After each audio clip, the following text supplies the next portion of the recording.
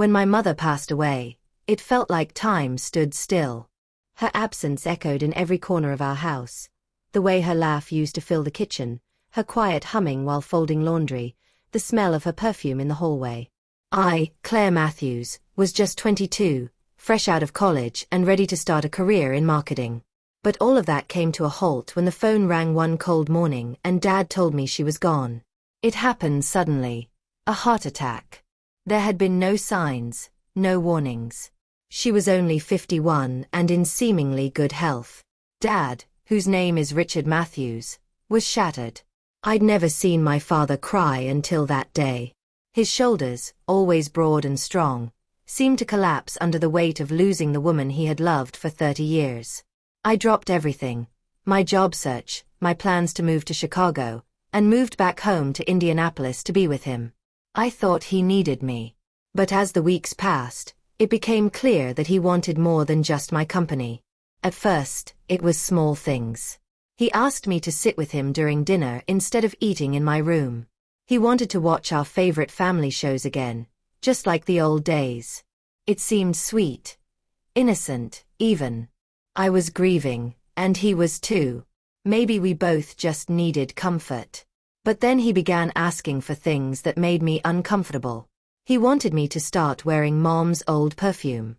He asked me to cook the same meals she used to make. Once, I caught him looking at me while I was wearing one of Mom's old cardigans, and there was something in his eyes I couldn't explain. I dismissed it. Grief makes people behave oddly, I told myself. One day, about 2 months after Mom's death, I walked into the living room to find Dad going through an old photo album. He looked up and smiled. "You look just like her, Claire." Every day, more and more. I didn't know how to respond. I loved my mother deeply, but I wasn't trying to replace her. I wasn't her shadow or echo. I was me. Then it happened. One night, while I was in the kitchen preparing tea, Dad walked in and placed his hand gently on my shoulder. "Claire," he said softly, "I've been thinking, maybe we don't need to live in grief. Maybe we can keep her spirit alive, through each other."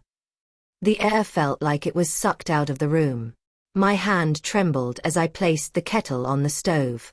"What do you mean, Dad?" He avoided my eyes. "I mean, maybe we could be closer. You remind me so much of her. Her kindness, her warmth, her presence." My heart pounded. I knew what he was hinting at, and it horrified me. "Dad, I'm your daughter."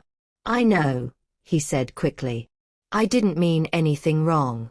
I just miss her. So much. And you're all I have now." That night, I didn't sleep. I locked my bedroom door and stayed awake, trying to make sense of what he'd said. The line between grief and delusion had blurred for him. He wasn't thinking clearly, but I didn't know how to help. I couldn't talk to friends about this. How could I explain that my grieving father was projecting his love for my mother onto me? The next morning, I packed a small bag and left the house. I told Dad I was going to visit my friend Natalie in Cincinnati. That wasn't true. I went to a nearby motel and stayed there while I tried to decide what to do. Should I call a therapist? The police? Would they even believe me? He hadn't touched me inappropriately, not yet, but the undertones of his words chilled me to the bone. I needed help, and I couldn't do this alone. I called my mother's sister, Aunt Linda. She and Mom had been close, though they'd drifted apart in recent years. I told her everything. At first, there was silence on the other end of the line. Then she said, "Claire, listen to me. Your father loved your mother too much, maybe more than was healthy.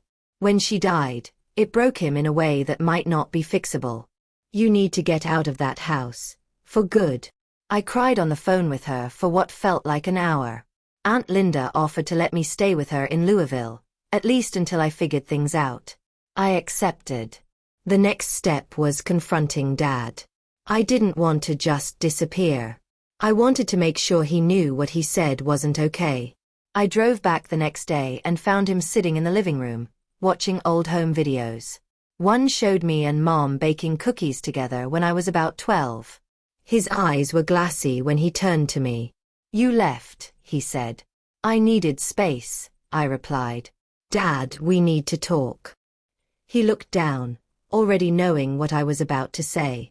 I sat across from him and told him how his words made me feel. I told him it wasn't fair to put that kind of emotional weight on me, especially not after losing Mom. I wasn't his wife. I was his daughter. I loved him, but I couldn't be what he wanted me to be. Tears filled his eyes. He didn't argue. He just said, I'm sorry. I wasn't thinking clearly. I don't know who I am without her. That's something a therapist can help with, I told him. Not me. He nodded. For the first time in weeks, I saw clarity in his eyes. He promised he'd get help. I didn't fully believe him, but I wanted to hope. I told him I'd be staying with Aunt Linda for a while and that I would check in on him. He didn't protest. Moving to Louisville gave me space to breathe. Aunt Linda was understanding and patient. She never pushed, never prodded, just let me heal. I found a job at a local ad agency and slowly started piecing my life together again. But part of me always carried the weight of what happened. I checked on Dad regularly. He did go to therapy, at least for a while.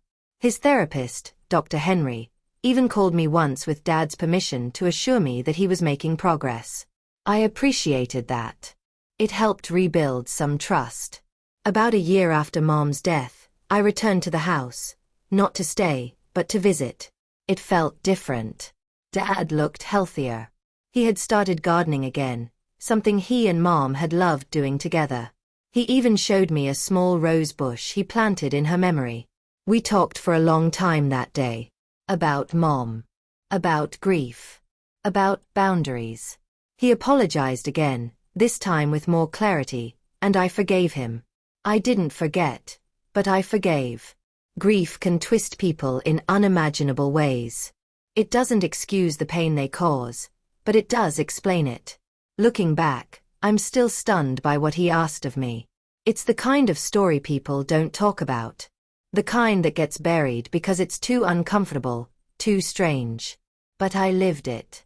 And I came out stronger. Today, I live in Nashville and run a small creative agency.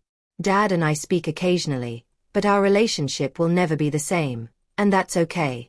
Some things change forever. What matters is that I protected myself, found my voice, and chose to walk away when staying could have destroyed me. Because when someone you love crosses a line, even in grief, you have the right to say no. You have the right to leave.